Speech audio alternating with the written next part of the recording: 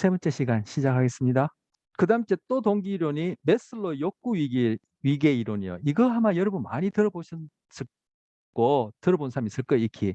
이거 소비 심리학, 광고, 경영, 뭐 교육 안 나오는 데 없어요. 매슬로 욕구 위계 이론. 5가지 단계 욕구를 제안했다. 그래서 동기에는 이런 위계적 구조가 있다. 이 피라미드로 보여주는 거예요. 여기 보면 제일 하위가 생리적 욕구예요. 안전 욕구 또는 여기다 욕구 대신 동기를 넣으면 돼요. 그리고 소속, 애정의 욕구. 그게 뭐 이성 교제, 뭐 그죠? 결혼, 뭐 아니면 꼭 이성이 아니더라도 그죠? 동생 우정, 내가 동아리에 소속되었다, 내가 어떤 조직에 소속되었다 이런 것들이겠죠. 가정을 이룬다 이런 게겠죠. 그리고 자기 존중감, 그리고 자아 실현 욕구. 이렇게 하나, 둘, 셋, 넷, 5가지로 나누고 밑에 있는 이 2가지를 기본 동기라 그래요. 뭐 바로 개체 생존에 개체의 생물학적 생존에 필수적인 거죠. 바로 이 부분이 먹고 마시고 도망가고 싸우고요. 먹고 마시고 도망가고 싸우고. 동물로 치자면 먹고 마시고 잡아먹고 피하고 해당하겠죠.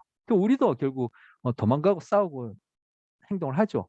그래서 제가 교감신경계 얘기할 때 싸움 도주 반응 얘기했었죠. 그거는 우리뿐만 아니라 다른 동물도 갖고 있기 때문에 싸움 도주 반응이 얘기했는데 우리에게 싸우는 건 뭐예요? 여러분이 지금 시험 공부를 해서 시험에서 어떻든 기대한 바를 이루겠다고 하는 것이 다른 동물로 보자면은 여우가 토끼 잡으려고 막 쫓아가는 그런 행동에 해당하는 싸움에 해당하는 행동이에요. 도망가는 건 뭐예요? 뭐 당장에 뭐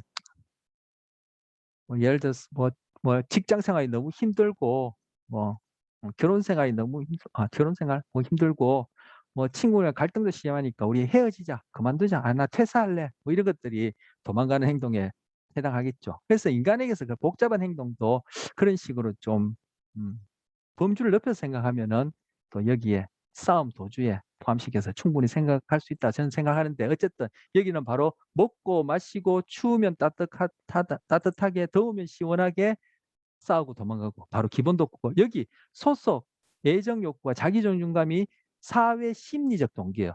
여기서 얘기하는 이런 동기는 나 혼자서는 그죠? 생겨날 수도 없고 이룰 수도 없는 그러한 성취도 안 되는 동기예요. 소속, 자기존. 내가 내 스스로를 존중하는 욕구가 왜 나 혼자 안 돼요? 이거 사회적으로 되는 거예요.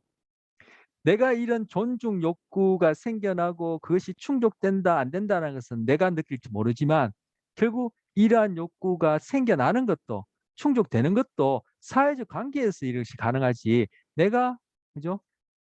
출생 때부터 나는 무인도 홀로다 하면은 이런 동기가 그죠?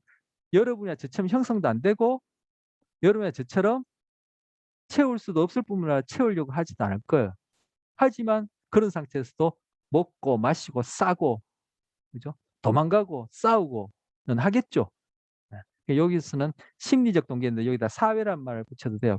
교과서 보면 사회란 말이 붙어 있기도 해요. 그 문장 속에. 사회 심리적 동기요. 마지막이 자아실현 욕구 동기인데 이 매슬로우 이 분야에서 그 연구하는 사람들이 그 어떤 통계를 내나 봐요. 그 오랜 시간 동안 찾아보니까 자아실현 단계에 있는 사람이 10만 명 중에 1명 정도래요.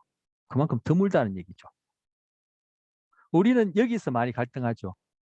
자존감이 뭐 낮아서 어떻다 저떻다 이런 얘기를 흔히 하기도 하고, 결국 여러분이 뭐 좋은 직장에 소위 세상에서 얘기하는 성공을 이루는 것도 바로 이런 부분하고 무관하지 않잖아요. 그리고 뭐 건강하고 뭐 더 이뻐 보이고 싶고 더 멋있어 보고 싶고 하는 것도 다 이것하고 무관하지 않은데, 그리고 우리 이거 늘 인간 갈등이 이거잖아요. 그죠? 니랑 놀아 안 놀아, 뭐 같이 살아 안 살아, 헤어져 만나, 뭐 그죠? 뭐 그런 것 아니겠어요? 그리고 이것들은 뭐 그죠? 생명이 있는 한 이거는 뭐 우리가 끊임없이 죽을 때까지 추구하는 것이고. 그래서 대부분의 사람들은 이걸로 갈등하고 이거 해결하느라 거의 평생을 보낸다라고 얘기할 수 있죠. 왜? 이 단계에 있는 사람이 10만 명 중에 하나라니까. 그런데 그래서 이런 단계는 생리적 욕구에서 시작해서 자아실현 욕구까지 이른다. 하위 단계로 상위 단계로 놀아갈 때는 이걸 100% 충족하고 그다음 가고 이거 100% 충족하고 이리 가고 100% 충족하고 이리 가는 그런 식은 아니라는 거예요. 이것이 어느 정도 해결되면 이다음, 이거 어느 정도 해결되면 이다음, 이게 해결되면 이다음. 이걸 지금 막 동기에 의해서 이걸 해결하려고 하는 중에 그러한 이유로 내가 생활하는 중에 만약에 안전이나 생리적 욕구에 문제가 생긴다면 다시 이리로 돌아갈 수 있겠죠. 지금 당장에 집에 쌀이 떨어졌다 하게 되면은 쌀 걱정, 그죠? 뭐 내가 지금 당장에 어떤 뭐 위험에 처했다. 당장에 주어지는 위험도 있지만 조만간 내가 위험에 처할 수 있는 그런 상황이라면은 지금 자아 존중이나 자아 실현 단계에 있다가도 이 단계로 다시 돌아갈 수 있죠. 그것도 해결하고 다시 올라오겠죠. 그래서 100% 충족한 다음에 올라가는 것도 아니지만 상위 단계에 있다가도 하위 단계에 또 결핍 또는 과잉이 생기면 그 단계로 다시 동기가 옮겨갈 수 있다. 그래서 마지막 단계인 자아실현 욕구 단계는 소수의 사람이 도달하며 이런 사람을 자아실현자라 부른다. 여러분 공부하는 게 자아실현과 무관하지 않고 자아실현을 하는 통로 방법은 여러 가지 있어. 그 중에 하나이면 그게 의미 있는 공부가 되겠죠. 아니면 그냥 이것 해결하는 공부면은 꼭 여러분이 대학에서 그런 전공을 안 해도 해결할 수 있어요. 그죠? 사기를 쳤어도 뭐 훨씬 더 좋은 집에 좋은 거 먹고 좋은 거 타고 다닐 수 있으니까 그죠? 여러분이 하는 것이 이쪽으로 갈 수 있는 그런 통로가 되면 그게 의미가 바람직하다. 뭐 그렇게 생각해 볼 수 있겠죠. 자, 머슬로 욕구 위계론 이론의 특징입니다. 상위 단계로 이동하기 위해서는 하위 단계가 완전히 100% 충족되어야 하는 것은 아니다. 제가 얘기했고 상위 단계로 이동하기 위해서 그 아래 단계들을 모두 거쳐야 돼. 모두 이것을 다 하나하나 거쳐야지만이 된 건 또 아니에요. 제가 그 부분은 요거 얘기하면서 얘기하는데 이제 특징으로서 상위 단계로 이동하기 위해서 여기까지 가려면은 이거 다 거쳐야 된다 이런 건 아니다 얘기죠. 그래서 예를 고우를 들었어요. 고우 같은 경우에는 자기 존중감이 낮았어요. 그래서 고갱이 그 당시에 동시대 미술가인데 고갱이 대외적으로 되게 인기 있었어요. 그래서 고우가 고갱을 초대해가지고 고갱과 같이 생각을 하면서 뭐 미술관에서 여러 가지 이렇게 교류를 했겠죠. 저 고우에게 있어서는 어떤 자아 존중감과 관련돼서 또는 소속 예전과 관련해서 사회 심리적인 동기가 아마 충족이 일정 정도 되겠죠. 그런데 고갱이 고우를 버리고 떠나버렸어. 결국 마음이 안 맞았어. 그래서 고우가 자기 귀를 잘라서 고갱에게 그걸 보낸 거예요. 선물 아닌 선물로 보낸 거예요. 그리고 자기가 그려왔던 그림 밀밭에 가서 권총으로 자살한 거예요. 하지만 고우는 자아실현의 욕구를 끊임없이 추구해온 사람이라고 그렇게 여겨지는 사람이에요. 만약 그렇다면은 고우는 이 부분도 안 됐고 고우는 살아있는 동안에 자기 손으로 그린 그림을 한 점도 못 팔았어요. 딱 한 점 팔았어요. 고우의 동생이 누구 시켜서 자기가 돈 줘서 그죠? 내가 돈 줘서 사라고 했다고 얘기하지 말고 당신이 사는 것처럼 하라 해서 그 그림을 한 점 사준 게 그게 전부예요. 결국은 뭐 동생이 다른 사람 시켜서 사준 거니까 실제로 팔린 건 아니죠. 그래서 이 부분도 해결 안 됐고 그림도 한 점 못 팔았고 동생이 보내주는 돈으로 생활했어요. 그런데 자아실현 이걸 향해서 계속 매진했다라고 여기지는 사람이에요. 그렇게 평가받아요. 지금 죽고 나니까 그 그림 한 점에 몇십억씩 하잖아요. 그죠? 이런 사람이 과연 10만 명 중에 한 명 정도 이렇게 생각한다는 거죠. 이 분야에 있는 사람들이. 욕구 단계에서 일시적 퇴행을 할 수 있다. 아까 제가 얘기했죠. 상위 욕구 있다가 하위의 욕구에 충족에 문제가 생기면 다시 돌아올 수 있다. 그 얘기를 하는 거야. 자아실현이 좀 막연하죠. 자아실현 뭐 얘기를 하는데 그죠? 뭐 강연이나 보면 자아실현 뭐야 싶죠. 여러분이 이런 단계에서 정말 깊이란 말도 좀 막연해요. 그죠?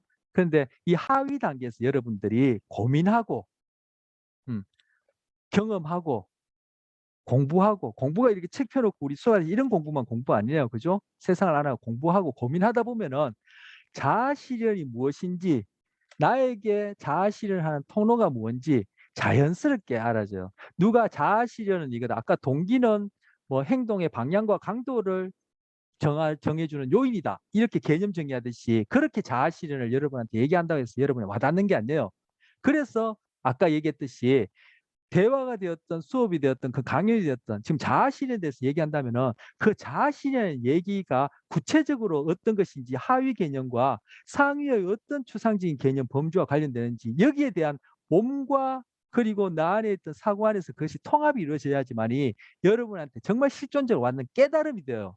그런데 그게 없으면은 수업 시간에 아무리 자아실현은 개념정의 예를 들어서 동기 개념정이 있어요. 자아실현은 뭐다 자아는 뭐다 이거 백날 얘기해봐야 그냥 그 뭡니까 우리 그 아까 어원도 모르고 단어 외워가지고 괄호 안에 집어넣는 그런 것밖에 안 돼요. 그래서 제가 수업은 강의는 이 정보 지식 전달이 되어서는 안 되고 바로 실존적 깨달음이 소통이 되어야지만 그게 진정한 강의다 수업이다 얘기를 했던 거예요. 그러니까 여러분이 지금 뭐요? 지금 수업을 하면서 저도 그렇고 여러분도 그렇고 자아실현이 막연하고 당연히 지금 안 돼 있었던 단계일 수 있어요. 하지만 그 하위 단계에 있어서 자꾸 고민하고 그죠?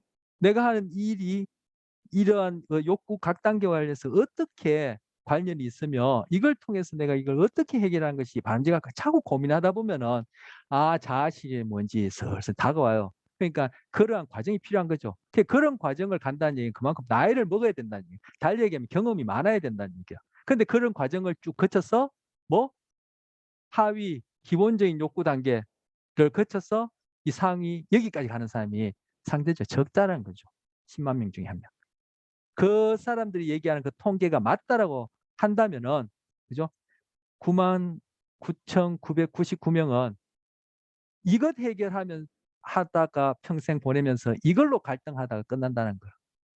사니 안 사니 그죠? 네가 잘났니 내가 잘났니 하면서 이거 어떻게 하면 좀 더 좋은 옷, 좋은 거 먹고 넓은 데 살까? 그거 하다가 말고 정치도 보면은 다 이쪽으로 강조하죠. 왜? 대부분 사람들이 여기 가지고 사활을 걸기 때문에 이쪽을 강조하지. 내가 뭐 국회의원이 되면 대통령이 되면 자아실현의 장을 만들겠습니다 하면은 무슨 소리도 모를 뿐더러 언 놈이 여기 그 투표하겠어. 그러니까 그 바로 우리가 하고 있는 경제 활동이나 그죠? 그런 정치나 문화나 광고나 예술이나 여러분이나 저나 관심 있는 걸 가만히 들여다보면은 어디에 우리가 살고 있는지를 알 수 있어요. 그래서 제가 보기에는 저도 그렇고 제 눈에는 대부분 사람들이 이것 해결하려고 7, 80년 그중에 이것 가지고 지지고 뽑고 죽이니 살리하고 끝나고 10만 명 중에 한 명이 여기 있어. 그죠? 있을까 말까 하다는 얘기죠. 그런 통계를 비추어서 보고 있대. 제 개인적으로 제가 갖고 있는 뭐 어떤 뭐 관이랄까 편견으로 볼 때. 자, 동기의 유형으로 넘어왔습니다. 동기는 크게 생물학적 동기가 있고 심리적 이미 했죠 여기 나타난 대로. 그런데 심리적 동기 안에 여러 가지가 있지만 우리가 다 살펴볼 수 없고 심리적 동기와 관련해서는 동기의 유형으로 딱 하나만 살펴보겠어. 뭐 내재적 동기냐 외재적 동기냐 즉 내적 동기냐 외적 동기냐만 살펴볼 거예요. 교과서에 이거 말고도 있는데 그 다 뭐 할 수는 없고 할 필요 없을 것 같아요. 외재적 동기 돈 칭찬 즉 보이는 걸 위해서 내가 행동하느냐는 거예요. 아까 고거 같은 경우에 뭐 어디에 해당할 것 같아요? 내재적 동기죠. 물론 고객으로부터 어떤 그러한 칭찬을 받고 싶은 그런 측면에서는 또 외재적 동기가 있죠. 그때서 그러니까 내재적 동기만 오롯이 100, 외적 동기는 하나도 없다. 이런 사람이나 이런 상황은 없겠죠. 하지만 어느 쪽에 더 치우쳐 있느냐, 어느 쪽에 방점이 찍혀 있느냐, 그 차이가 바로 이제 심리적 동기와 관련해서 지금 이제 소개하는 거예요. 그래서 그거 같은 경우에 상대적으로 이쪽 동기에 있었다고 여기지는 거예요. 그런데 그 뒤에 가서 이상 심리에서 한번 그 읽을 기회가 있을지 모르겠지만 그거 같은 경우에는 현재 그 신경과학자들 뭐 이상 심리학자들이 보기에 그거는 그 간질 뇌전증이 있었다고 생각하고 이상 심리학자는 고에게서 한 30가지 정도의 그러한 그 정신 병이라고 이름 붙이는 그런 증상들을 찾아내요. 특이한 거죠. 부정적으로 얘기하면은 이상한 사람이고 긍정적으로 얘기하면은 저 같은 평범한 사람이 아닌 거죠. 바로 그렇기 때문에 자아실현까지 나가는 거예요. 저같이 평범한 사람은 그냥 이 동네에서 그냥 머무는 거죠. 그러니까 이리 가려면은 뭐 제 표현이 좀 그 비싼 표현이 아닙니다만 또라이가 되든지 그죠? 성인이 되는 예수, 부처 뭐 이런 사람들 그죠? 공자, 노자 뭐 이런 사람들이 있겠죠. 아니면 지금 고 같은 사람들. 아니면 그 당시에는 정말 또라이라고 생각했던 코per니쿠스, 뭐 아까 프로이드, 그죠? 뭐 또 누굽니까 아까 다윈 뭐 이런 사람들 이쯤도 가 있을 수 있겠죠. 뭐 데카르트, 뭐 쇼펜하우어 뭐 이런 사람들도 플라톤, 아리스토텔레스 이런 사람들이 좀 있겠다고 생각할 수 있겠죠. 근데 그게 그 사람이 그 당시 사회에서는 또라이라고 여겨지지만 나중에 지나 보면은 성인의 반열에 드는 사람. 예수 같은 경우에도 어떻게 했어요? 또라이가 아니라 저기 놈은 죽일 놈이라서 해서 죽여버렸죠. 근데 알고 보니까 성인이다 이렇게 되는 거예요. 그러니까 2단계 가기가 뭐요? 2단계를 다 어떻게 중요시 안 여겨야 되는 거야. 다른 사람이 칭찬, 모차르트 같은 경우 2단계에 갔다고 얘기했는데 모차르트가 한 얘기가 있어요. 나는 다른 사람의 칭찬이나 비난에 관심 두지 않는다. 단지 내 느낌에 따를 뿐이다. 바로 그거 같은 거죠. 그러니까 그런 것들을 지금 여기 욕구 단계에서 보여주는 이런 하위 욕구, 이런 것들을 그죠? 그렇지만 목숨은 붙어 있어야 되니까 먹고 마시고 싸고 하는 건 해야 되겠지만 자고 하는 건 되겠지만 여기에 얼만큼 가치를 두냐는 거야. 그 대부분 사람 여기 가치 두는 거죠. 제가 뭐 다음 주 시험이니까 제가 얘기하자면 여러분이 성적 90점, 95점, A A0, B0 거기에 신경을 둡니까? 아니면 이 공부를 통해서 정말 내가 이 세상을 이 뭔지 그 호기심 그리고 나에 대한 이해 그리고 내 삶을 정말 건강하게 살고 내 후대나 주변 사람한테 영향을 주는 거기에 관심을 두고 공부를 합니까? 그랬다 여러분의 이 수업에 대한 동기 아까 동기가 뭐라고 했죠? 어떤 행동을 선택하고 지속하는 거랬죠. 거기에 영향을 주는데 결정되는 거예요. 이쪽으로 향하면 여러분은 설사 점수가 좀 낮더라도 설사 진학이 좀 안 되더라도 설사 취직이 안 되더라도 끊임없이 공부를 해요. 근데 이쪽을 하는 건 꼭 공부만 아니에요. 그죠? 운동이 됐든 체육이 됐든 운동, 체육 다 공부죠. 제가 얘기한 공부는 계속 배워나가는 걸 얘기하는 거예요. 이 책들하다 보고 뭐 외워서 점수 받는 그런 공부가 아니라 그게 어디에 두냐는 거예요. 나는 지금 하고 있는 전공을 통해서 요거 해결하려면은 상대적으로 여기에 많이 머물겠죠.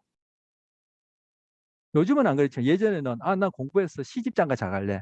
이래 되면 여기 머물겠죠. 근데 내가 지금 점수에 연연하느냐 아니면 내가 하고 있는 이 일 무슨 일이 됐든 그 일이 그죠? 과연 나에게 왜 필요하며 그건 어떤 의미입니까? 이렇게 고민한다면 이쪽으로 가는 경향성이 높겠죠. 주위 한번 둘러봐요. 어느 쪽에 많이 머무는가? 그럼 바로 그게 그 사람이에요. 그리고 그 사람들이 만나서 비슷한 사람이 만나서 자식 낳으면은 바로 아이는 태어나자마자 만나는 환경이 이런 것들을 강조하는 환경에 노출되는 거예요. 그럼 3살보다 8 간다고 그 사람은 또 그런 것이 가장 중요한 걸로 머무는 거예요. 이쪽으로 관심을 못 가지겠죠. 결국 우리는 환경의 산물이니까. 그리고 타고난 것이 결국 엄마의 아버지 50도 50을 받았으니까. 그래서 이쪽으로 가는 사람들은 부모 자식도 다 버려야 가는 거예요. 그거 같은 경우에 다 버렸잖아. 그리고 소위 성인 되는 사람은 자기 목숨까지 버리는 거예요. 그러니까 10만 명 중에 1명일 거예요. 근데 죽고 나면 그 영향이 그죠? 몇백 년, 몇천 년, 몇십억 명에게 영향을 주는 거예요. 제가 너무 아이디어란 이상적인 얘기를 했나요? 하여튼 뭐 아이디어는 이상적이고 저도 뭐 다다를 수 없지만 이쪽으로 자꾸 관심 두는 것하고 그렇지 않고 이게 전부인 줄 알고 하는 것하고는 분명히 차이가 있겠죠. 이게 바로 외재적 동기, 내재적 동기예요. 과제나 일 자체에 대한 흥미나 관심이냐. 그래서 제가 수업 시간에 앞서도 몇 분 강의했죠.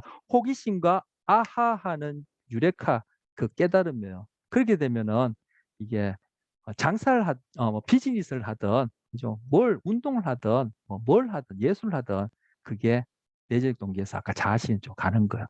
즉 이렇게 하면은 일이나 여러분이 하는 이런 공부죠. 공부가 놀이가 되지만 놀이 쪽에 가까워지지만 이렇게 하면은 말 그대로 일이 돼요. 이렇게 하면은 나는 주인으로서 살지만 이렇게 하면 난 노예로서 사는 거야. 그래서 직장 가서 못 견디고 나오고 하는 거야. 그래서 돈 많이 주느냐 적게 주느냐에 따라 결정하고 눈치나 보고 칼퇴근하고 그렇게 하는 거야. 이렇게 되면은 할 일 있으면 퇴근이 뭐예요? 밤을 새는 거. 왜? 내 일이니까. 내 일이니까. 근데 요즘 우리 자식 키우는 것도 이걸로 하죠. 저놈이 컸어. 나한테 뭐 해줄까? 내가 이렇게 키웠는데 네가 나한테 그럴 수 있어. 이렇게 하는 거죠. 그게 뭐예요? 바로 이성주의적, 인본주의적 생각에서 인간 중심적으로 그렇게 목적론적 세계관에서 진보를 강조했기 때문에 그렇게 된 거예요. 자, 그럼 내재적 동기, 외재적 동기. 저 내재적 동기가 좋다고 이렇게 제가 얘기하고 책에서 얘기를 하는 것 같은데 그러기 위해서는 조건이 필요해요. 우리에게 자율성이 있고 유능감이 있고 관계성이 있어야 돼요. 내가 자율적이어야 된다는 얘기예요. 자기 삶을 자기가 주도하는 거예요. 그래서 제가 여기서 뭐 이렇게 살면 노예로 사는 거예요. 자기가 아무리 CEO 아니라 뭐 스티브 잡스 아니라 그죠? 언론 머스크라 하더라도 이렇게 살면 그 사람은 보이지 않는 어떤 그 상위 가치에서 노예로 사는 거예요.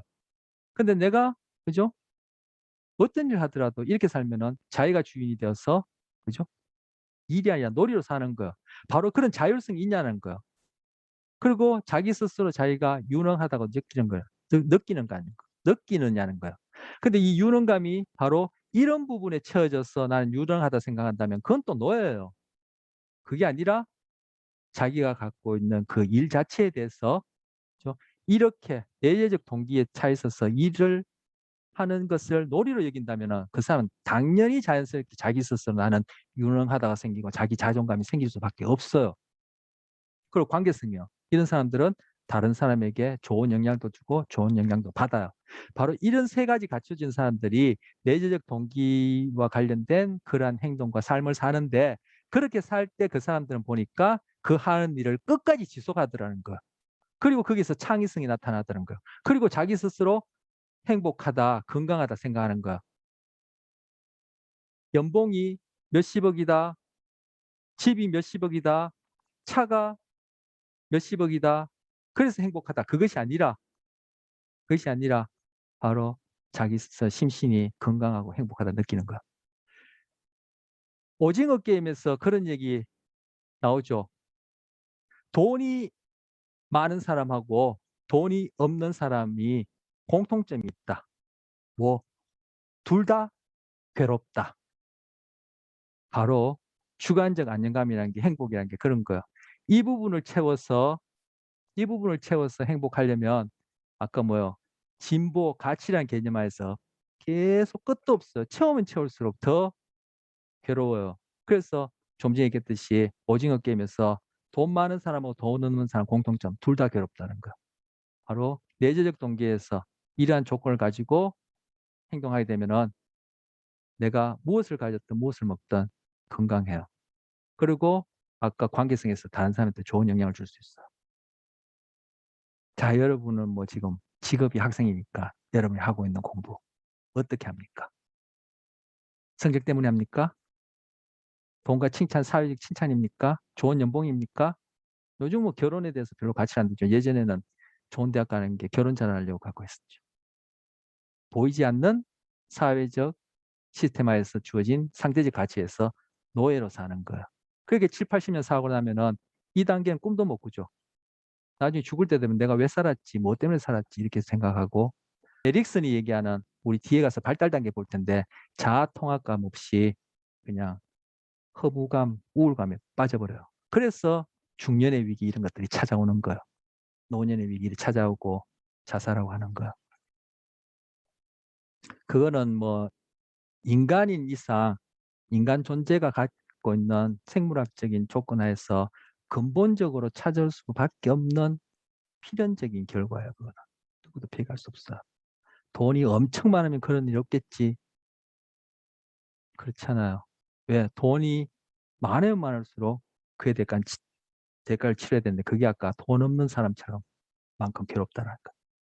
자, 두 번째 정서입니다. 정서란 무엇인가? 찰스 다윈이라는 사람이 종의 기원을 썼다고 알고 있죠. 진화론의 창시자. 찰스 다윈이 종의 기원을 쓴 것이 1859년이에요. 그 이후에 13년 지나서 쓴 책이 The Expression of the Emotions in Man and Animal에서 인간과 다른 동물들에게서의 정서 표현이라는 책을 썼어요. 소위 과학적으로 과학이 아닌 방식으로 정서에 대한 얘기한 것은 그 고대 히랍 철학자들도 얘기를 했고, 그죠? 우리나라에서도 뭐 사단 칠정론이니 이런 거 들어봤습니까? 이율곡, 퇴계해서 그 사람들이 주자가 얘기한 그런 인간에 대한 얘기를 논쟁했다는 얘기. 그러니까 지금 그 위에 올라가서 주자학 같은 경우에는 뭐 벌써 오래된 중국의 어떤 그런 전통 사상인데 거기서도 정서에 대해서는 얘기했어요. 사실 정서가 인간의 토대고 근본이에요. 그리고 다른 동물들과 공유하고 진화적으로 출발이에요. 언어적 인식, 의식, 우리 배웠던 오장은 그건 아주 빈칸의 일각 같은 것인데 어쨌든 그런데 소위 과학적인 정서에 관한 연구로 첫 번째가 바로 다윈이 쓴 이 책이에요. 그러니까 다윈이 진화론 종익기원뿐만 아니라 정서에 대해서도 최초의 학자인 거죠. 근데 이 사람이 그래서 뭐냐면 정서는 진화의 산물로서 생존과 번식을 위한 적응적인 어떤 기제다 이렇게 얘기를 한 거예요. 그리고 최근에 정서와 관련해서 안토니오 다모지오라고 지금 생존해 있는 유명한 포르투갈 출신의 지금 미국에 있는 그 교수인데 이 사람은 정서를 가지고 윤리 도덕을 얘기해요. 즉 윤리 도덕이 뭐예요? 서로 어울려서 적응적으로 이 사회라는 하나의 유기체를 굴려가는 토대가 되는 것이 정서라고 생각해요. 이 문장에 정서는 진화적 산물로서 환경이 촉발하는 문제에 적응적 해결을 도울 수 있다. 같은 의미죠. 근데 저는 이 문장이 없고 교과서에 없는 얘기를 해요. 제가 다른 데서 제가 본 내용을 얘기를 하는 거예요. 안토니오 다모지오는 정서를 가지고 윤리 도덕을 얘기를 하는 분야에서 유명한 대표적인 전 세계에서 뭐 그 분야에서는 5손가락에 드는 사람인데 이 사람은 모든 가치 판단에는 정서가 토대라는 거. 왜? 정서는 우리 몸을 통해서 시작되는 것이고 그걸 우리가 언어적으로 의식하게 되면 감정, 필링이 된다. 그래서 정서를 영어로 이모션이라 그래요. 자, 아까 모티베이션 얘기하면서 어원 얘기했는데 이모트 같은 무브예요. 이것이 아웃이란 뜻이에요. 밖으로 뭔가 유발된다는 뜻을 이모션이 정서예요. 그래서 이 교재는 구별했지만 다른 학자들은 동기 이거 우리가 지어낸 언어적 개념이잖아. 실제 이 동기에 대한 생물학적 그런 기반이 있어? 에이 없어. 동기 쓰지 말고 이제 정서로 다 얘기해. 이렇게 얘기를 해요. 그런데 정서를 지금 우리 교재도 그렇지만 읽어보면은 정서에서의 정의와 기능이 아까 동기에서 얘기한 어떤 행동을 선택하고 어떤 행위를 유지하고 하는 것들을 다 설명해요. 근데 이 책에서는 이 두 파트를 쓴 사람이 그냥 나눴어요. 그래서 이 어원이 이모트가 같은 말이에요. 그래서 정서는 이모션, 무브한다. 뭔가 아웃, 바깥으로 무브한다. 이런 의미가 있는 거예요.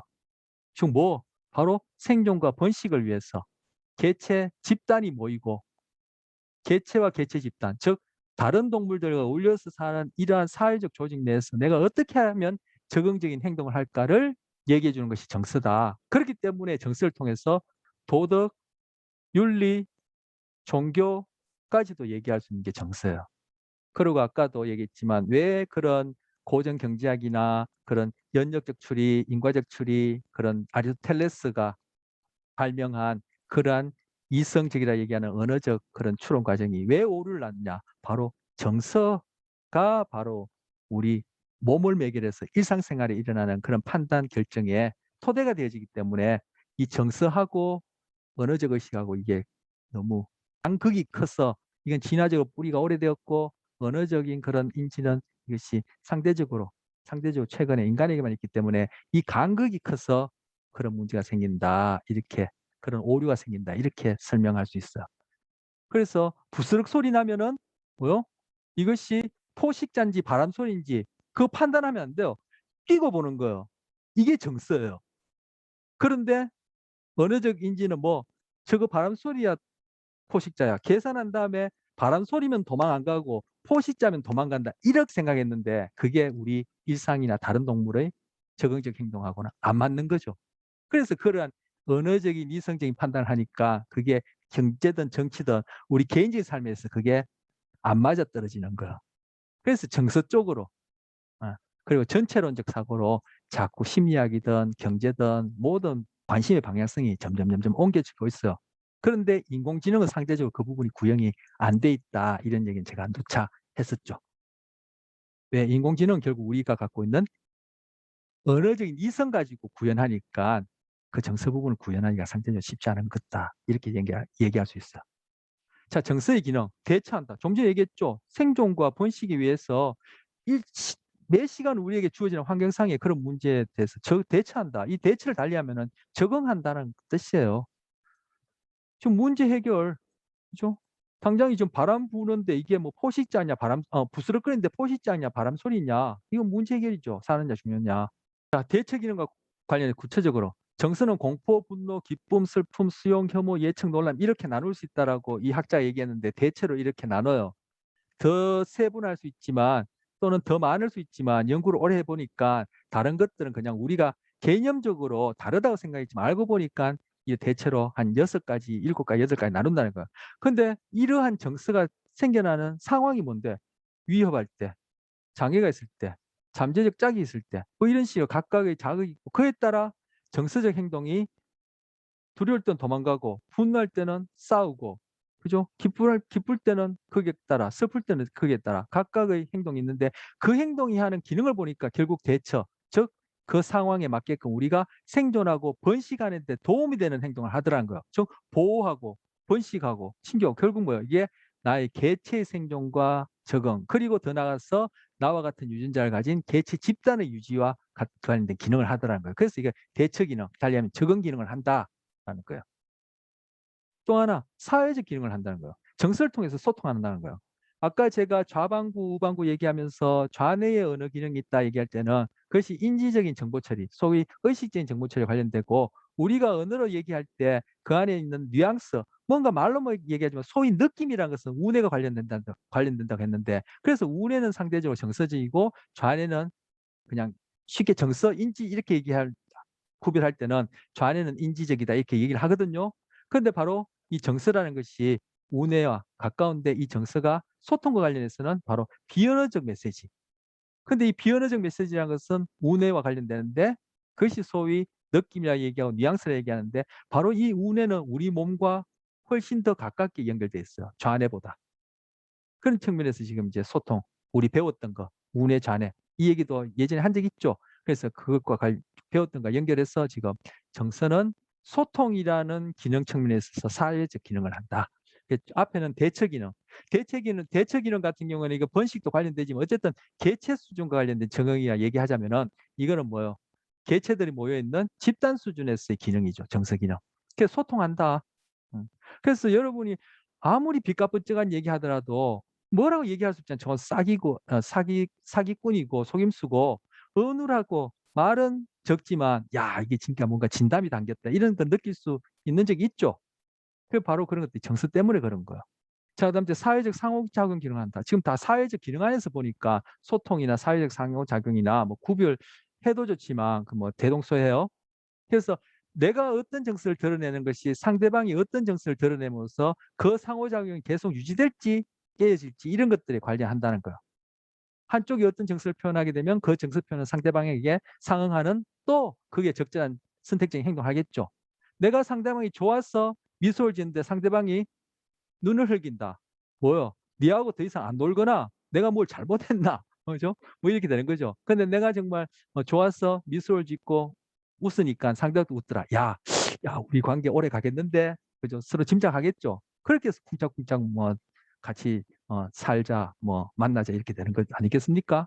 자, 사회적 상호작용 그대로 이어서 보면 그런데 우리는 또 실제로 기쁘지 않을 때도 미소를 짓기도 하죠. 왜? 사회적 상호작용을 촉진하기 위해서. 그때 그 웃음은 정말 내가 기뻐서 웃는지, 그죠? 다른 이유로 웃는지 알겠죠? 어쨌든 이때 웃는 것은 실제로 기뻐서 웃는 그런 웃음 아니지만 결국은 뭐요? 그런 사회적 상호작용을 유지하거나 깨뜨리거나 하는 그러한 기능을 한다라는 거예요. 그래서 침팬지 같은 경우에도 이렇게 실제로 좋아서 웃기도 하고 아니면 자기보다 강한 놈한테 잘 보이려고 아니면 어쨌든 잘 지내려고 이렇게 웃는 표정도 짓는데 우리도 그렇다는 거예요. 애기만 하더라도 그죠? 낯선 사람한테 접근할 때는 웃고 또 낯선 사람이 웃으면 자기가 쉽게 접근하고 이러더라는 거예요. 이거 다 뭐 진화적으로 우리가 공유하고 있는 그러한 정서를 통한 사회적 기능이라는 거예요. 자, 앞서 봤습니다. 정서의 대처 기능 하면서 여기서 한 6-7가지 소개했는데 이 정서의 종류가 무엇이 있을까 연구한 사람 중에 이것이 100여 개가 있더라 이런 사람도 있어요. 근데 그 사람은 뭐예요? 언어에 너무 집착해 가지고 너무 세분화한 거죠. 즉 결국 같은 건데 다르게 부르니까 그게 다른 건 줄 알았는데 정리를 해 보니까 정서에는 6가지로 정리되더라는 거예요. 그래서 이걸 기본 정서라 그래요. 분노, 혐오, 공포, 행복, 슬픔, 놀라움이에요. 우리 동양에도 이미 이것 플러치기라는 사람이 죄송합니다. 에크만이라는 사람이 이 사람은 근현의 사람이거든요. 지금도 살아 계실 거야 아마 연세가 있어요. 근데 에크만이라는 사람이 6가지 기본 정서 소개하고 다윈도 이 기본 정서에 거의 상응하는 걸 아까 1800몇 습니까? 78년이었습니까? 72년이었습니까? 하여튼 19세기 소개했는데 우리 동양에서는 벌써부터 있었어요. 사단 칠정론 할 때 그 칠정에서 희노애락 애호고가 7개인데 6개나 7개지만 그거 바로 글서 소개한 거예요. 우리는 과학적으로 이 사람 소위 과학적이다라는 그런 방법론을 가지고 소개하지 못했기 때문에 동양에서는 없는 것 같지만 동양에서 이거보다 훨씬 앞서서 사단 칠정론 주자학에서 얘기하는 그런 정이라는 이름으로 예, 정 정이라는 이름으로 그죠? 어. 실정할 때 이 정이라는 이름으로 이미 소개했어요. 근데 여기서 이제 심리학이 그죠? 동양에는 심리학이라는 게 없다 그랬죠. 그래서 심리학에서는 지금 에크만의 이런 정서를 가지고 기본 정서 6가지 설명해요. 그래서 여기 보여진 이 기본 정서를 가지고 보니까 어느 문화권에 사는 사람들도 다 이것들을 구별하고 이런 표정을 짓고 태어날 때부터 맹인인 사람들도 그죠? 이 각각에 해당하는 표정을 짓더라는 거예요. 한 번도 다른 사람과의 상호작용 속에서 사회적으로 배운 게 아닌데 갓난아이도 이런 표정, 어린아이도 이런 표정을 갓난아이도 이런 표정을 지을 뿐만 아니라 문화권이 달라도 이런 표정을 짓고 앞을 못 봐서 다른 사람이 어떤 정서일 때 어떤 표정을 짓는구나라는 것을 본 적이 없는데도 그 당사자 앞을 못 보는 사람이 표정 짓는 걸 보면은 각각의 정서에 대해서 표정 짓는 걸 보면은 동일한 표정을 짓더라 해서 이걸 기본 정서 6가지라 얘기해요. 자, 그런데 정서의 종류를 봤고요. 자, 이제 정서 이론이에요. 정서 이론은 제임스 란게 이론이에요. 제임스는 우리가 첫째 시간인가 둘째 시간에 그 심리학사 볼 때 그 윌리엄 제임스 기능주의 소개했던 그 사람이에요. 그리고 란게라는 사람도 같은 이론을 주장했기 때문에 두 사람을 같이 이름 붙였어. 제임스 란게는. 이거 뭐냐면은 먼저 정서 자극에 노출되고 그다음째 내 몸에 변화가 생기고 그다음째 내가 주관적인 정서를 경험한다는 거야. 자, 자극에 노출돼서 내 몸이 변화가 생기는 이 과정이 바로 뭐 이모션, 정서에 해당하고 그죠? 그리고 정서 중에서 자, 빙산으로 표현할게요. 정서 중에서 내가 언어적으로 의식할 수 있는 즉 2단계에 오면은 이것이 뭐 감정이 된다. 그래서 이거는 영어로 feeling이라 얘기하고 이거는 emotion이라 얘기해요. 근데 우리는 그죠? 이러한 정서의 종류니 아까 정서 종류가 몇백 가지 된다는 얘기가 어디에 치중했냐? 여기에 포커스한 거예요. 즉 데카르트처럼 내가 아는 것이 전부인 것처럼 생각하니까 언어에 잡혀 가지고 몇백 개의 정서가 있다 얘기한 거예요. 근데 그 정리해 보니까 6개로 나눠지다 얘기하죠. 아까 동양에서는 7정 얘기했다 했고 다윈 같은 경우에 또 한 6개 비슷하게만 이 숫자 범위 안에서 비슷하게 그렇게 정서 기본 정서를 얘기를 했어요. 근데 몇백 개 얘기한 사람은 여기 머문 거죠, 여기에. 그러니까 여기에 잡히면 안 된다고요. 그래서 언어에 잡히면 안 된다. 언어를 버려라. 뭐 이런 얘기 있죠. 아, 자, 이것이 제임스 란게의 뭐 우리 몸부터 시작한다. 이 얘기는 제가 뇌 얘기하면서부터 계속 해갖고 교감신경계 얘기하면서 스트레스 불안할 때 이 얘기를 했었어요. 몸으로부터 시작한다. 이것이 정서에 대한 제임스 란게 이론이에요. 그리고 그것을 지지해 주는 것으로 이 사람이 지금 만화책을 읽는데 하나는 편을 보고 있는데 이로 무는 거예요. 이 펜이 입술이나 혀에 닿아서 안 돼요. 하나는 입술로만 무는 거예요. 이에 닿아서 안 돼. 혀에 입술로만 무는 거예요. 근데 이 입술로만 물고 있어요. 이 얼굴 근육들이 화났을 때 나타나는 얼굴 패턴하고 비슷해요. 이때는 뭐요? 웃을 때랑 비슷한 얼굴 근육 패턴들이 나타나요. 이렇게 되니까 이 사람이 이 카툰을 보고 느끼는 의식적인 감정, 필링이 다른 거예요. 이때가 훨씬 더 재밌다고 느껴요. 왜? 내 몸의 상태가 내 몸의 상태가 나의 주관적인 언어적인 의식을 결정해 주기 때문에 이런 현상이 나타나는 거예요. 그래서 이 표정 피드백 가설은 이 이론을 지지해 주는 것이에요. 그리고 지금까지 뇌과학이 이것이 타당하다고 지금 보여주고 있어요.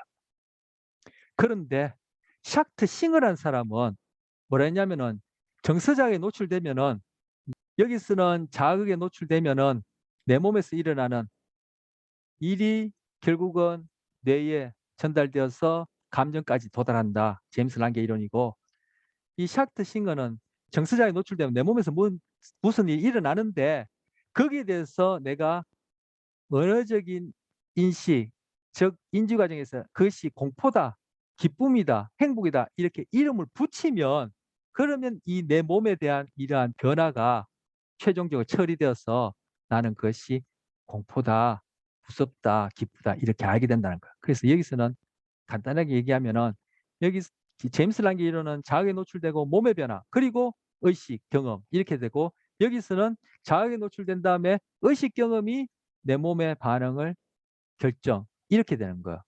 이게 틀렸죠. 왜? 만약에 이렇게 된다면 다른 동물들은 어떻게 해요? 우리처럼 이러한 사고 능력이 없고 달리해서 언어적인 인지 과정이 없는 다른 동물들은 그러면 이건 정서 기능이 없겠네요. 이 이론대로 하자면. 그러면 그 동물은 뭐 이 대처 기능을 제대로 하지 못해서 다 죽고 없겠어요. 도태되가 없단 말이에요. 근데 그렇지 않죠.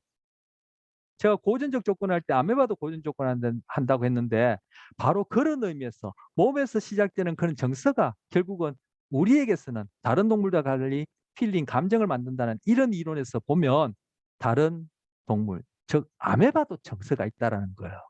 그것이 바로 제임스 란게 이론이고 그것이 진화적으로 과학적으로 타당하지 이것은 지금 타당하지 않다라고 뇌과학적으로 밝혀지고 있는 중이에요. 근데 우리는 뭐 이렇게 생각하기 쉽죠. 내가 아는 게 전부라고 생각하니까. 그래서 제임스가 얘기를 했어요. 많은 학자들 앉혀놓고 이 이론을 처음 소개할 때 당신들은 슬퍼서 웁니까? 울어서 슬픕니까? 당신들은 무서워서 도망갑니까? 도망가기 때문에 무섭습니까? 여러분 오늘 이 수업 듣고 친구나 아니면 가족들한테 물어봐요. 슬퍼서 우는지 울어서 슬픈지 도망가기 때문에 무서운지 무서워서 도망가는지 백발백중 제 생각에는 다 슬퍼서 울고 무서워서 도망간다 생각해요. 그게 바로 이 샥트 싱어의 인지적 명령 이론이에요. 아니에요. 그거는 우리 생각이에요. 그래서 제가 뭐요? 내 생각에 또는 인간 중심적으로 생각했으면 인간을 이해 못 한다니까요. 인간의 경우도 그렇고 다른 경우도 그렇고 울어서 슬프고 도망가기 때문에 웃었습니다. 그 얘기가 뭐냐면은 바로 우리는 신체적 반응과 행동이 먼저 일어나고 그와 함께 병렬적으로 우리는 거기에 대해서 인식할 수 있는 그런 시스템이 진화적으로 덧붙여졌을 뿐이에요. 그래서 제가 첫째 시간과 둘째 시간에 자유의지와 관련된 리베세 동영상 봤죠? 그 뭐 의도가 행동을 만드는 게 아니라고요. 자극에 노출되어지면 그것이 행동도 만들어내고 우리에게는 의식할 수 있는 기대 예측도 만들어내는 것이지 자극에 노출되면은 의도 기대가 만들어지고 이것이 행동을 만들어내는 게 아니라는 얘기예요. 그거 마찬가지로 우리는 슬퍼서 울거나 무서워서 도망가는 것이 아니라 자극에 노출되어지면 울고 울거나 도망가요. 다른 동물들과 마찬가지로. 근데 우리는 거기에 덧붙여서 뭐요? 그걸 뇌에서 피드백 받아서 의식화해서 아 이건 두렵다, 기쁘다라는 그러한 감정도 느낄 뿐이에요. 근데 여러분도 그렇고 저도 그렇고 상식적으로 그렇고 여러분 주변에 있는 사람한테 오늘 이거 물어봐요. 웃었, 울어서 슬픈지 슬퍼서 우는지. 행복해서 웃는 게 아니라 웃어서 행복한. 그렇죠. 그래서 웃음 치료가 효과가 있는 거예요. 웃음 치료를 하면은 효과가 있다. 웃음 치료 얘기 들어봤죠? 그게 왜 효과가 있냐면은 바로 제임스 란게 이론이 맞기 때문에 효과가 있는 거예요. 그래서 웃음 치료가 효과 있고 지금 채팅방에 질문 올려내는 것에 대한 답이 바로 이거예요. 지금 펜을 입술에 닿지 않게 혀에 닿지 않게 물으라 했는데 그때 그런 식으로 펜을 물려면 이 얼굴 근육의 이완 수축 패턴이 웃을 때랑 동일한 그런 근육 패턴이 나오기 때문에 이 만화가 더 재밌게 여겨지는 거예요. 이건 지금 화나거나 뭔가 불편할 때 보여지는 얼굴 패턴이기 때문에 펜을 입술로만 물으라 했거든요. 이에도 닿지 않고 혀도 닿지 않고 입술로 물으라니까 그때 얼굴 패턴은 바로 뭔가 불편할 때 얼굴 패턴이기 때문에 이것이 훨씬 덜 재밌게 여겨지는 거예요. 바로 이것이 웃음 치료가 효과가 있고 제임스 란게 이론이 맞다라는 증거를 보여준 또 하나의 예예요. 그래서 우리는 울기 때문에 슬픈 거예요. 자, 오늘 배웠으니까 여러분 주변에 질문해봐요. 제 생각에는 여러분 질문 받는 사람 중에 100명 중에 99명은 슬퍼서 운다고 할 거야. 그게 바로 인본주의적 생각이라는 거예요. 또 이 이론이 있어. 세 번째 이론이요. 자이언스라고 읽어요. 자이언스의 정서 우선성 가르쳐요. 단순 노출 효과요. 낯선 사람을 그죠? 낯선 사람 사진을 뭐 2개가 됐든 3개가 됐든 저한테 보여줘요. 여러분한테 보여줘요. 사진을. 그런데 우리가 어떤 이 시각적인 자극에 한 200에서 300 밀리세컨드가 1초를 1000등분한 거죠. 한 200에서 300 밀리세컨드 정도 이상 노출되어야지만이 우리는 뭔가 봤다라고 알아요. 그보다 더 짧은 시간, 예를 들어서 10mS, 50ms 이렇게 자극에 노출돼서 우리는 그걸 봤는지조차 몰라요. 그런데 그것이 뭐 감각을 통해서 내가 지각하지 못했지만 그 이후에 나의 행동과 내가 의식할 수 있는 지각에 영향을 줘요. 그래서 여기서 낯선 사람 얼굴을 그죠? 2명이 됐든 3명이 됐든 어떤 사람은 10번, 어떤 사람은 25번, 여기는 25분이지만 어떤 사람은 50번 이렇게 각각 다르게 보여준 다음에 실제 그 사람의 사진을 보여주거나 아니면 실제 그 당사자를 앞에다 모셔다 놓고 어떤 사람이 더 호감도가 가요라고 평가해 보면은 바로 앞서 자기가 그 사진을 봤다는 것도 모르게 많이 노출된 사람에 대해서 호감도를 더 높다고 평가하는 단순 노출 효과라는 게 있어요. 이건 뭐요? 좋다 싫다가 가장 대표적인 정서 아닙니까? 아까 6가지 정서도 결국은 나눠 보면은 좋다 아니면 싫다예요. 우리 윤리, 도덕, 종교라는 것도 결국 좋다 아니면 싫다예요. 너랑 나랑 같이 살자, 사랑한다, 미워하다, 원수다다. 결국 좋다 아니면 싫다예요. 음식이 되었던 그죠? 뭐 명예가 되었던 다 좋다 하면 싫다예요. 결국 호감도는 정서에 해당하는 대별되는 하나인데 그 정서가 뭐 내가 그 사진을 봤다, 노출됐다는 걸 몰랐더라도 많이 노출되면 호감도가 높다라고 나중에 자기가 주관적으로 언어적으로 의식하는 인지적 평가에서 영향을 준다는 거예요. 이거 어디 광고에 이용하는 거예요. 고전적 조건화 얘기하면서 제가 광고 소개했죠. 그때 광고할 때 고전적 조건화에서 USCS의 소비자들이 광고 보는 사람들이 노출됐다는 것을 모르면 모를수록 고전적 조건화가 더 잘 된다 했어요. 바로 이거 얘기하는 거예요. 단순 노출 효과. 근데 이 단순 노출 효과가 뭘 얘기하는 거죠? 정서를 얘기를 하는 거예요. 그래서 고전적 조건화는 정서에 관한 얘기예요. 그렇기 때문에 그 고전 조건은 부지불식간에 돼버리는 거예요. 내가 그 봤다 안 봤다 관계없어요. 그냥 돼버리는 거예요. 왜? 그렇게 해야지만 우리는 나에게 주어지는 환경상의 대상이 나한테 좋은 건지 나쁜 건지 알아서 도망가든지 싸우든지 가까이 가든지 교미를 하든지 잡아먹든지 이렇게 되는 거예요. 왜?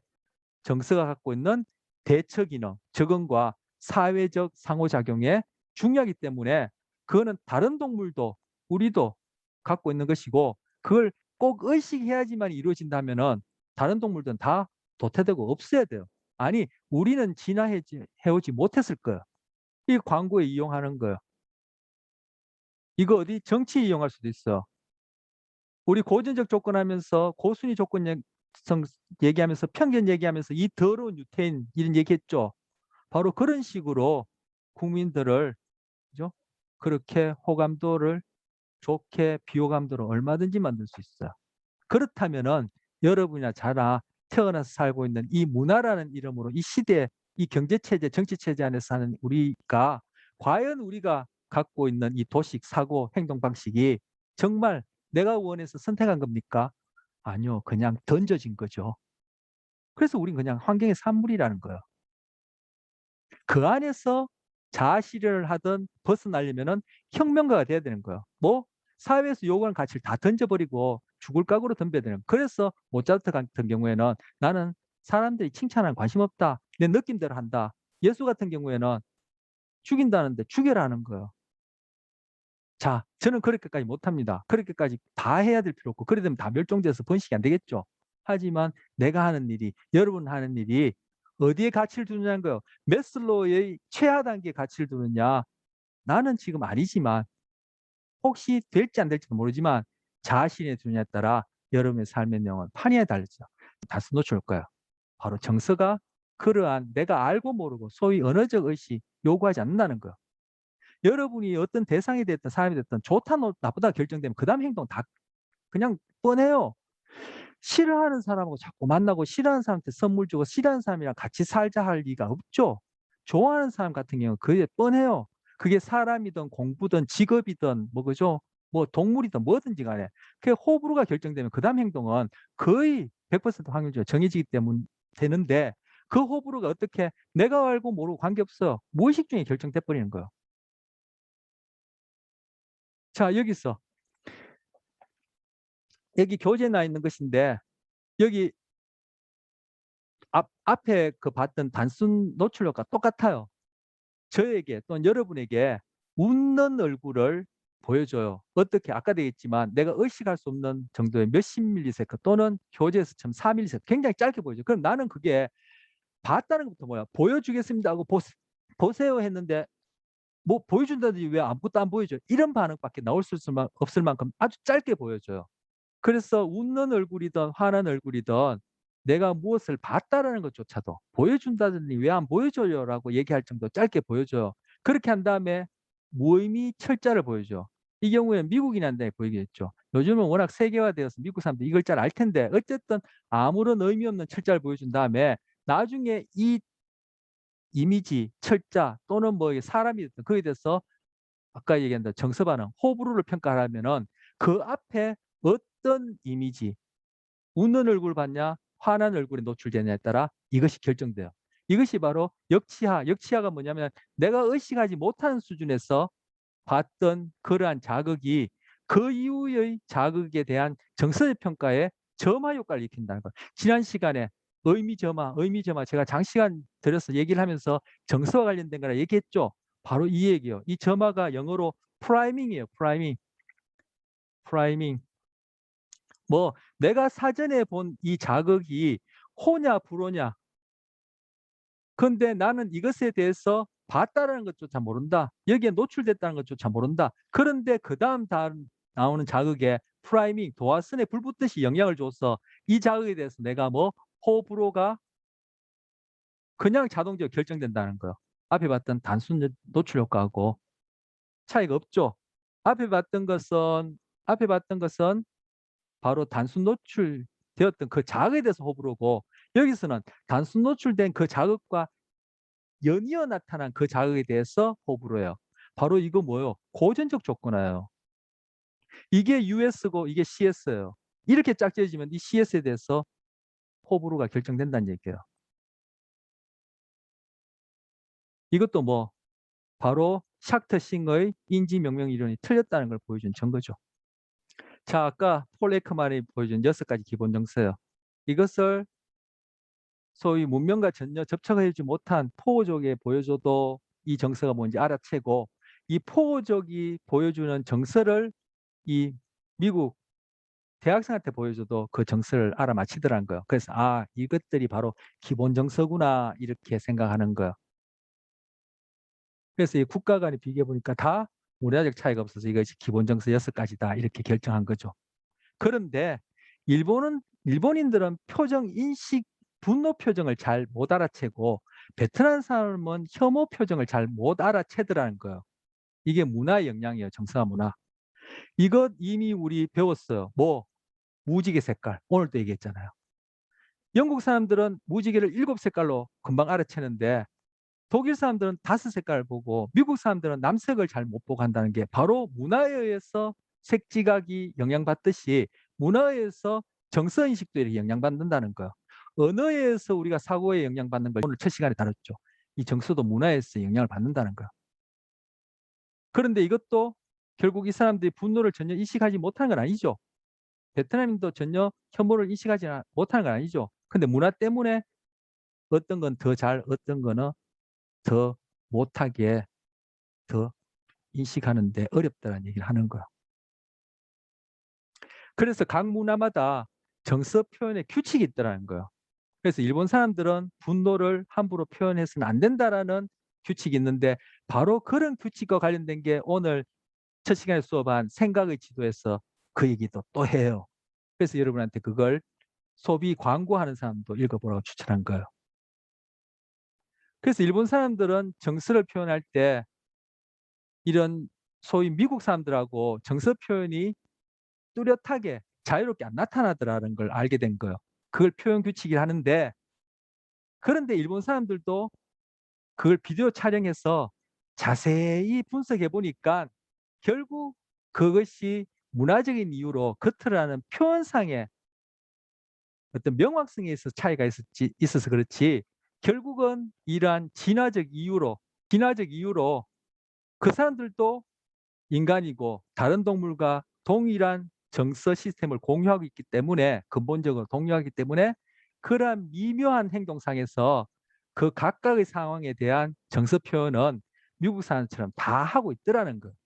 여러분이 만약에 그런 눈이 있으면은 다른 사람이 어떤 얘기를 하든지 어떤 가짜 표정을 짓든지 정서를 표현하더라도 진실이 뭔지 알아들을 수 있어요. 알아볼 수 있어. 그게 바로 정서를 통해서 타인과 자기를 이해할 수 있는 눈이 생기고 그런 전문성이 생기다는 이야기고 바로 그것들을 소개하는 내용이 이 얘기예요. 그러니까 여러분이 심리학을 이런 것들 배워놓으면은 이런 심리학이나 어떤 분야에 갔어도 우리에게 있어서 가장 토대가 되는 정서 부분에 대해서 이해가 있다면은 여러분이 하는 전공에 적용할 수 있겠죠.